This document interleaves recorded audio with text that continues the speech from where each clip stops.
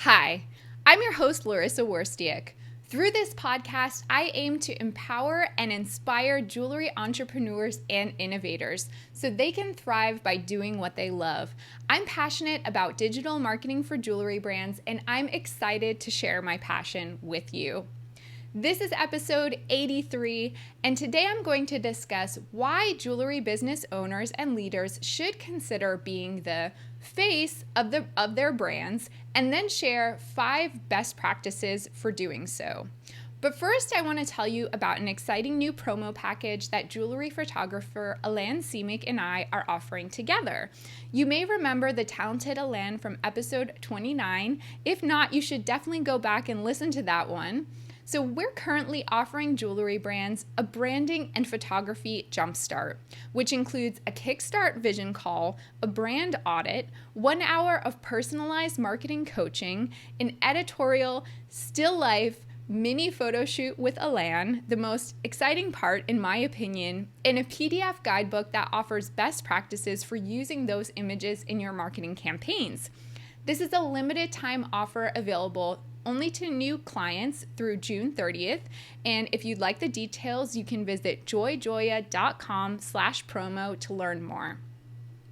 Before I get started with this episode, I also wanted to share some marketing related articles and research that caught my attention this week. One article from Robb Report truly blew my mind. Apparently, the coronavirus lockdown created a diamond surplus worth billions of dollars, with miners of precious gems struggling to unload their inventory. According to this article, quote, "Now that business activity is slowly resuming, miners are slashing production in the hopes of getting a better grasp on the overall supply," end quote. I'm definitely curious to see what will happen to the diamond market in the near future. Late last year, and if you hadn't heard, LVMH announced a plan to buy out Tiffany and Company for $16.2 billion. However, in the past few days, given the global pandemic and other concerns about the economy, the deal may actually not go through as planned. Women's Wear Daily reported that at an LVMH board meeting on June 2nd, members were expressing uncertainty. What are some reasons that the deal would still make sense if they do decide to go through with it? For one, according to a Business of Fashion article, quote, "Tiffany would help further establish the group's standing in hard luxury. In addition, Tiffany does remain a global name, and it would also broaden LVMH's operations in the US. I'm really looking forward to seeing the outcome of this." Are you wondering how you should be measuring the success of your marketing these days, especially as the country is in the process of rebuilding after the coronavirus lockdowns? Social Media Today recently shared 8 marketing metrics that should be your focus this year. They are leads, qualified leads, return on marketing investment, referrals, brand awareness, testimonials and reviews, cost of customer acquisition, and customer lifetime value. How many of these are you currently measuring?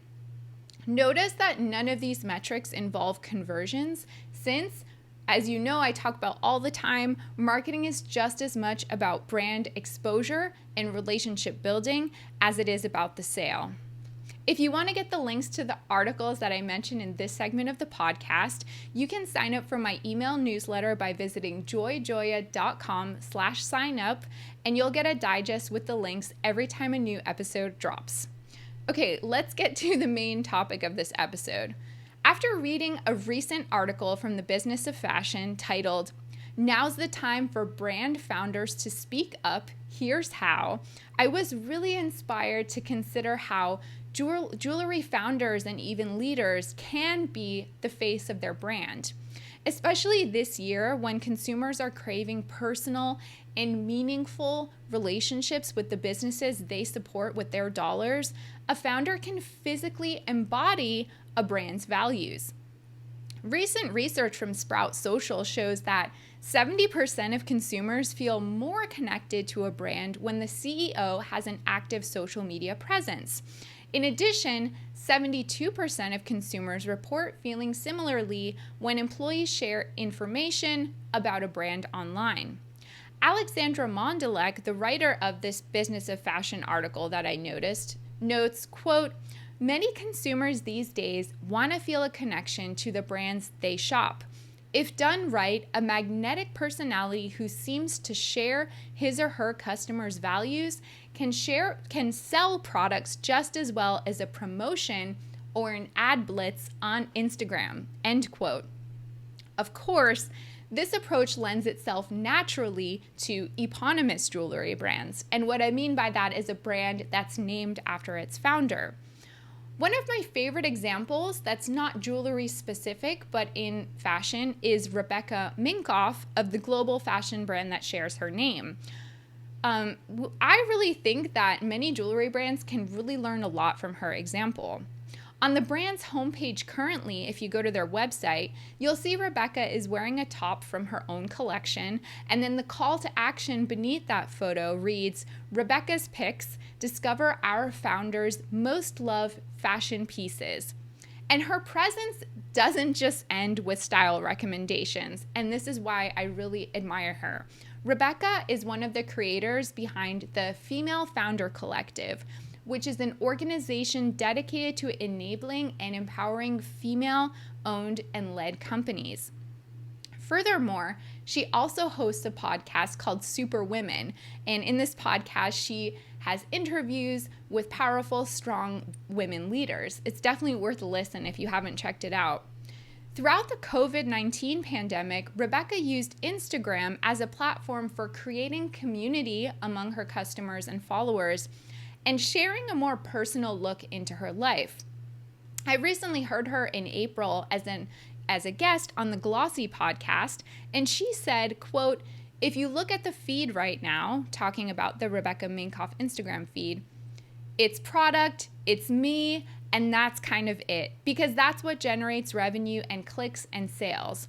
We're just saying, enough with the other type of franchise or content pillars. We're going to do what works and what gets the customer excited," end quote. While her customers were sheltering in place, Rebecca and her social media team produced content like a Netflix watching party, interactive workouts, and interviews with influential people about topics that weren't even related to fashion, like fitness or cooking. By being the true voice of her brand, she attracts new customers and helps maintain strong relationships with existing ones. Now that you know about the advantages of being the voice of your jewelry brand, are you interested in playing a more active role in brand messaging? I've got 5 tips to help you move forward in a strategic and confident way. First, you'll want to find your platform. Many founders, of course, are using Instagram, especially Instagram Live, as their platform, but you can really choose whatever platform feels most comfortable for you and that makes sense for reaching your target customer base.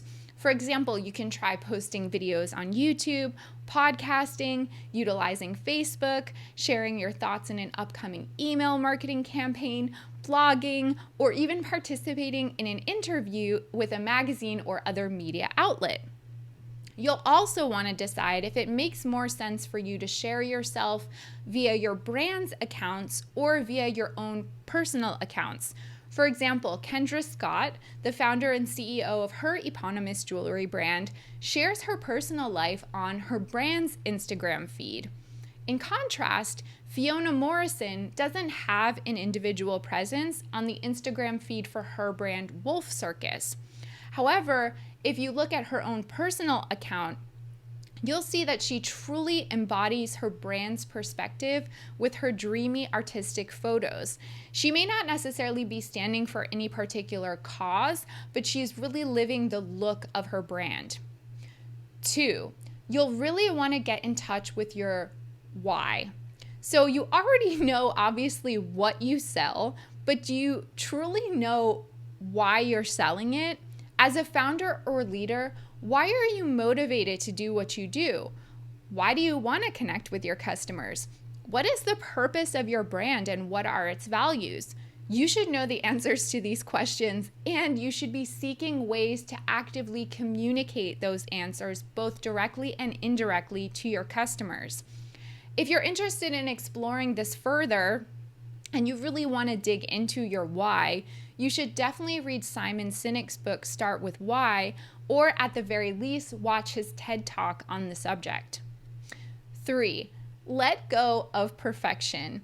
In the past, you may have held back from being an outspoken founder because you were worried that you weren't polished enough, or that your image wouldn't meet customer expectations, whatever it is. The good news is that most consumers would actually prefer to see the real version of you than the fabricated version. The more real you can be, the more relatable you will be.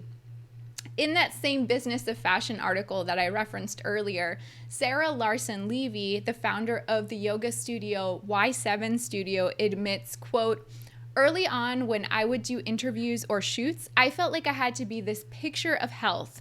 Once I stopped trying to fit into this mold and avoid mistakes, I found it much easier to find my voice and place as the face of the brand," end quote. As a jewelry business founder, you probably feel the pressure to be fashionable and glamorous and polished at all times, but the true you will actually get a better response from consumers. 4. You'll want to work with a professional.